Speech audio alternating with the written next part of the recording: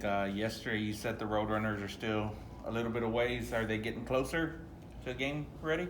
No, you're never ready to play. You just need to play. I've said this 1,000 times, and nobody likes to hear it, but it's true. The only reason you practice so you can go to the game and screw it all up and get it on video and fix it. I mean, I wish there was a better way to describe it, man, but it's just the best way to get good at playing games, playing the game. And, you know, you're not allowed to scrimmage in college sports, so you're always playing against your own self. You're not playing against anybody else, where every school in Texas is playing their second scrimmage this week. That's the best way to get better, is by playing the game. So, no, we're not ready, but we need to play somebody so we can get more ready. Jeff, we talked to your coordinators for the first time this season yesterday. Curious with Justin Burke, what did you see from him in his first full year as the offensive coordinator last year? It's just one of my strongest beliefs in anything. It's the 10,000-hour rule. I mean, you've got to work at it. You got to do it a lot, right? Will Stein, yeah, he had no college calling it experience, but Will called it at Lake Travis under heavy pressure situations many, many times, right? I got to practice 15 years as a head coach somewhere where you guys weren't really watching. For Justin, that was his first time to actually call it. And as the year went, he got better and better and better and better and better. And he's going on year 2 now. I fully expect him to continue to get better. I can tell by the way he just does his stuff. He's more confident. He's just done it more. And he's a very smart man, high character man that I'm a huge fan of, obviously, and I think he'll continue to get better. And he had a tough situation last year. When your third round receiver, who we thought was going to be back, could not come back, surgery was not successful. When your right tackle, who's all conference, gets re-injured again, and then your quarterback, who had a shoulder injury the entire season, and then he had a knee injury before the season, then he had a toe injury during the season, then he re-injures the shoulder in the Tulane game. I know it all sounds like excuses. That's a lot to put on the plate.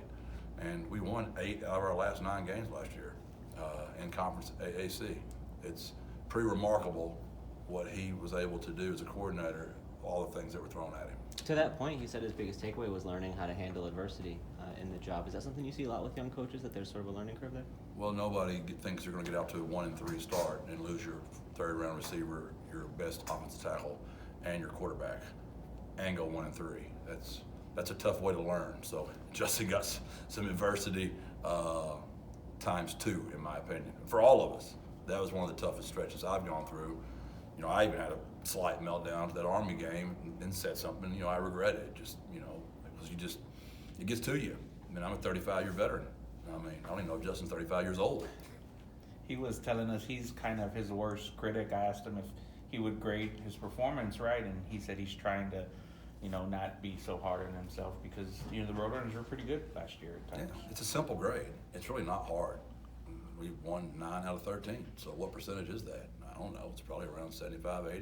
I'd say we got a B. Now, the situation, I'd say it's be a hard grade, but for what we went through, that's it, right?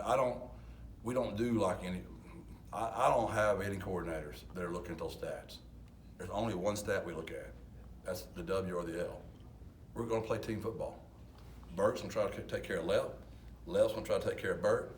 Zach Brown's going to try to take care of Lep and Burt. And we're all taking care of each other in those situations. And that's what a head coach is for. So I'm not looking at top 25 and how many points we scored. I'm looking at winning. And what was our downfall last year, if you'll look and see. I mean, we had 3 turnovers against Houston. We had 5 turnovers against Tulane. Critical losses, and we couldn't get Army off the field. Now, Tennessee, man, you know, we can go up there and play those guys 100 times. I mean, good freaking luck. We talked to Brandon Brown yesterday. He said he tried carrying a few extra pounds this fall, and now he's going back to his original weight a little bit. Have you noticed any difference with him on the field or ways he's developed through his time? No, he's just like a fire hydrant. You just can't move him. I mean, I sit in there in the inside run with my brother, and we're like, you know, I see him splitting another double team. I'm like, you know, just me being the head coach, right? You got to poke the bear a little bit. I'm like, bro, what are we going to do about that? Nothing. He's a freaking fire hydrant. You ever tried to back your truck over a fire hydrant before? I said, no, Kurt. I actually had never done that. He's like, well, I did once. And he's like, all I did was tear my truck up. Fire hydrant didn't budge. And it's a pretty good analogy by my brother. He's just a fire hydrant. How are you feeling about the depth on the defensive line at this point? It seems like there might have been a couple injuries there. There have been, but you know, we try to play 9 kids. So when your standard's that high, we'll see if we can get to 9 this year. And we might not be able to hit 9 just because of some injuries. But most people don't play 5, and our target's 9. So what might be panic in our building is really a convenience to most schools.